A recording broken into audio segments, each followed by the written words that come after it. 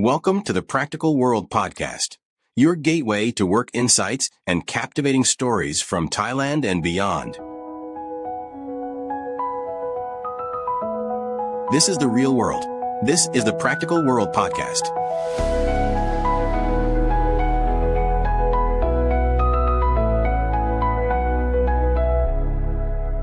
Welcome to the deep dive. Today we're tackling something really interesting, the curse of knowledge. It's this idea that, well, the more you know about a subject, the harder it actually becomes to imagine not knowing it. Exactly. And the sources you shared, they really highlight how this can cause, real problems when we're trying to learn or maybe explain things. Yeah, it's like our own expertise kind of blinds us accidentally to how a beginner sees things. Right. So the sources are calling this a cognitive bias then, where our own understanding makes it tough to step back. That's the core idea, yeah. And what's really fascinating, I think, is how this sort of simple concept shows up in so many different parts of our lives. Okay, so this isn't just someone's gut feeling, right? Where did this whole idea actually, start? No, you're spot on. It's got roots in research. Our sources point back to some pretty key economic research from 1989. Economics, really? Yeah, a paper in the Journal of Political Economy. Authors were Colin Kammerer, George Lowenstein, and Martin Weber. And what they were looking at basically was whether people with a lot of information could accurately predict how people without that information would act. And could they? Well, not as easily as economists had assumed. That was the surprising thing. Their findings showed that these standard economic models, the ones assuming rational actors, could easily, figure out less informed people. They were flawed. Huh. So the assumption that we all understand each other perfectly, even when one person knows way more, that was wrong. Exactly. Even in economics, which, has huge implications, right? Yeah. Way beyond just money. Yeah, absolutely. It starts with dollars and cents, but it sounds like it spreads out much wider. Oh, definitely. The sources really emphasize this isn't just some economic quirk. You see it impacting how, say, organizations work, market dynamics, even policymaking. Oh, so? Well, the core issue is this sort of systematic bias that creeps in because of these differences in knowledge, this information asymmetry. And it's not just about having the facts versus not having them, is it? There's a psychological angle, too. Precisely. There's a deep psychological underpinning. The source is connected back to Baruch Fischoff's work on hindsight bias. This was back in 1975. Hindsight bias. That's the I knew it all along feeling. That's the one. After something happens, you feel like it was obvious. Fischoff showed just how difficult it is to accurately remember what you thought before you knew the outcome. Right. And what's more, even when he told people about this bias, they still struggle to avoid it. It's really persistent. Okay. And this inability to reconstruct your previous less informed state of mind, to remember what it felt like not to know something that's really the psychological engine behind the curse of knowledge. So hindsight bias is looking back and thinking, oh, that was predictable, even when it wasn't. And the curse of knowledge is looking at someone else and thinking, oh, this should be obvious to them, even when it isn't. Is that kind of the link? You've got it. The common thread is that difficulty remembering a prior mental state, whether it's before knowing an outcome or before knowing a fact. Okay, that makes sense. So how does this curse of knowledge actually work? Like inside our heads, what's the mechanism? Well, so sources explain it as a cognitive bias. Mhm. It's sort of kicks in during information processing. Mm. Once we learn something, our brain naturally tries to be efficient. It categorizes, it summarizes Right. based on our new understanding. Yeah. So it's almost like the raw, maybe messier initial data gets replaced or overwritten by the more structured, expert level meaning we've given it. So our brains optimize, but in doing that, they kind of lose the ability to see it freshly from a beginner's angle. That's a really good way to put it, yeah. Yeah. And the sources tend to break this down into maybe three key components. First, there's what they call information assumption. Okay. We just automatically assume others have the same baseline knowledge we do. Right. We take it for granted. Then there's expertise overestimation. Yeah. We sort of think others have a similar depth of knowledge, even if they don't. And these two things, well, they almost inevitably lead to the third part, communication breakdown. Because our assumptions just don't line up with reality. And that hindsight bias we mentioned feeds into this. Because if we forget how hard it was for us to learn something. Exactly. We overestimate how easy it should be for someone else. Our memory of our own learning journey, it gets fuzzy. Yeah. We forget the struggles, the confusion, those little breakthroughs, and that makes it really hard to empathize with someone who's seeing the information for the very first time. And that must have a huge impact in education, right? Oh, absolutely. Teachers might struggle to give the right kind of help because they genuinely can't quite recall their own learning curve for that specific topic. They can't easily access that beginner's mind anymore. Now, the sources also brought up something called expert blind spot. Is that the same thing as the curse of knowledge, or is it slightly different? It's very close to what you could almost think of as a specific way the curse of knowledge shows up. An expert blind spot is when someone with really deep knowledge in an area overlooks information that's actually crucial for a non-expert, or they just assume everyone gets certain nuances. So their expertise creates like a filter. Exactly. A filter that stops them from seeing things from that less knowledgeable perspective. They might make leaps in logic that seem obvious to them, but leave others behind. So an expert might explain something, but completely miss that the person they're talking to is missing a fundamental piece needed to understand it. Precisely.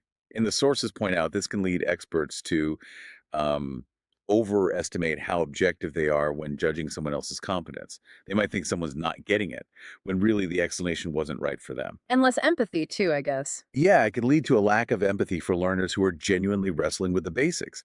And this is obviously a big challenge in teaching because there's always that gap between the instructor's deep knowledge and the student's starting point. Okay, now this next part was kind of surprising to me. The sources you shared suggested the curse of knowledge can actually have downsides if we study too much. That feels a bit backwards, doesn't it? It does sound counterintuitive at first, yeah. But let's unpack it. The sources lay out a few potential risks here. Like what? Well, for one, think about the intense focus and pressure of excessive studying. Often that's driven by this feeling that we should already know more, right? That's the curse of knowledge whispering in our ear. Right, feeling inadequate. And that can really take a toll. Physical and mental health risks chronic stress, anxiety, sleep problems, headaches, fatigue, even depression in some cases. That makes sense. If you constantly feel behind because you're misjudging your own knowledge level, you'd probably push yourself way too hard. Burnout territory. Exactly. And it can set up this really negative cycle. You develop these unrealistic ideas about how fast you should be learning. When you inevitably don't meet those impossible standards, you feel inadequate, Which makes you study even harder. right?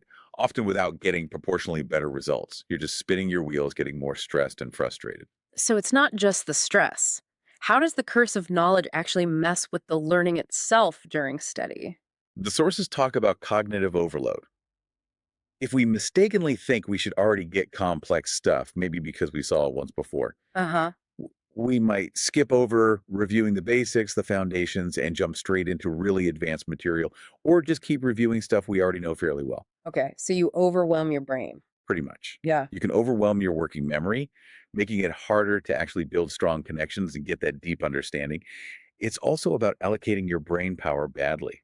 How so? You might spend way too much time going over things you already grasp because the curse makes you overestimate how complex it still is for you and not enough time digging into the areas where you're genuinely weak.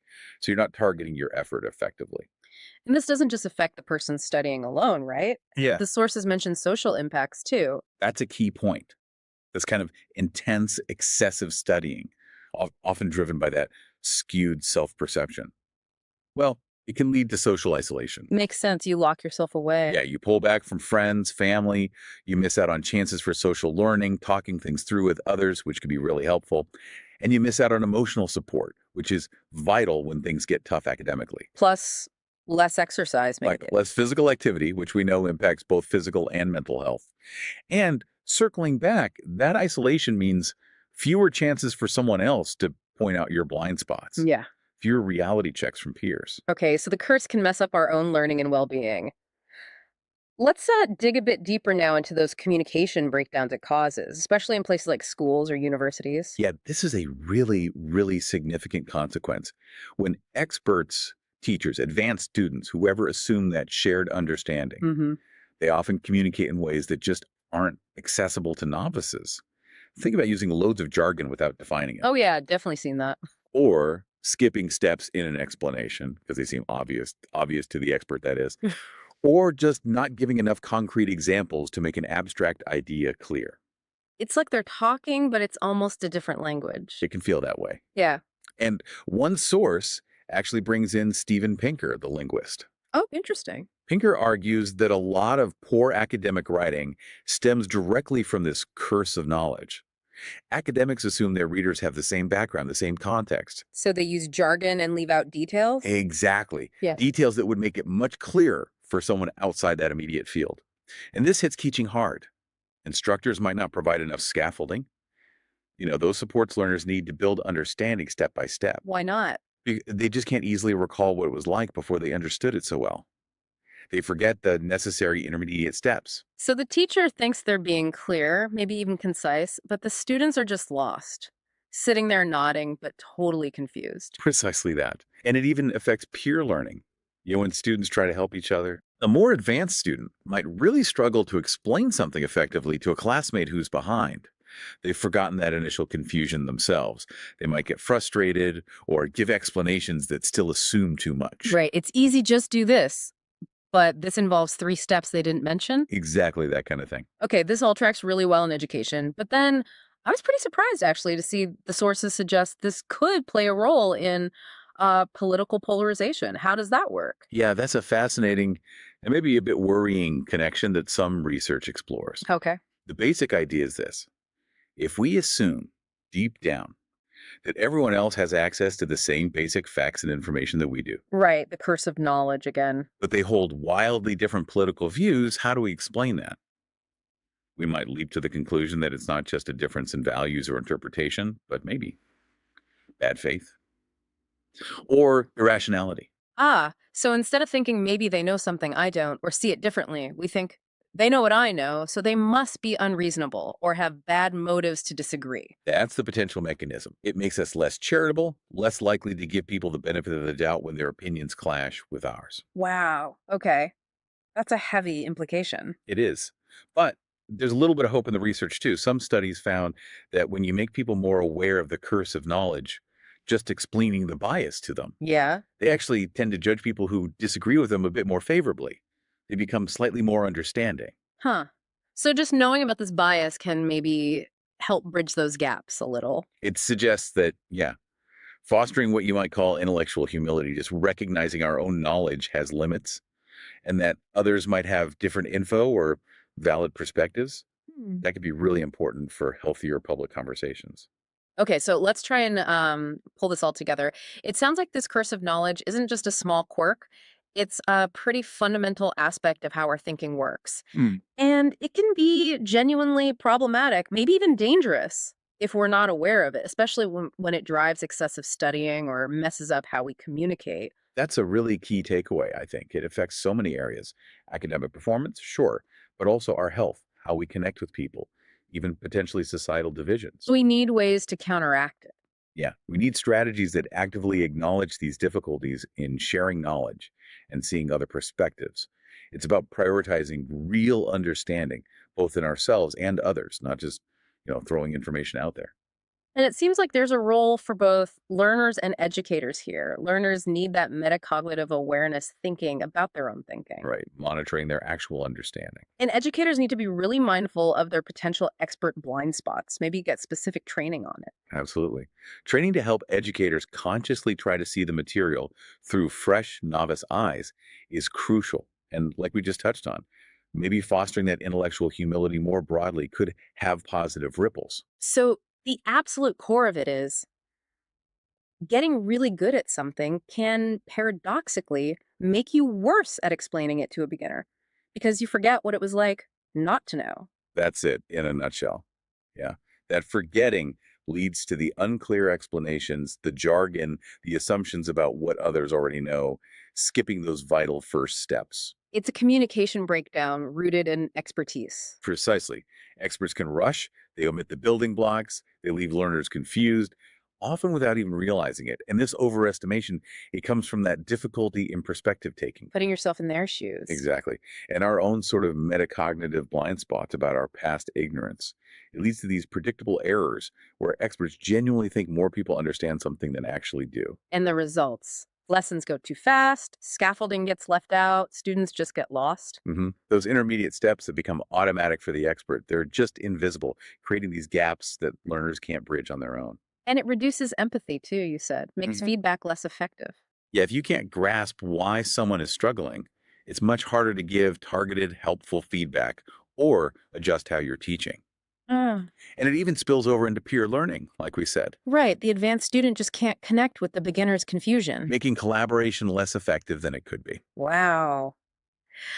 Well, this has been genuinely fascinating, a really insightful look into the curse of knowledge. It's definitely given me personally a lot to chew on regarding my own communication. It's a powerful concept, isn't it? And it really leads to a final thought, maybe for you listening right now. Can you think back to a time when maybe this curse of knowledge affected you, Oh, either in how you explained something or maybe how you understood or misunderstood someone else? yeah. And thinking about that, what small adjustments could you maybe make going forward to try and bridge those kinds of knowledge gaps when they appear?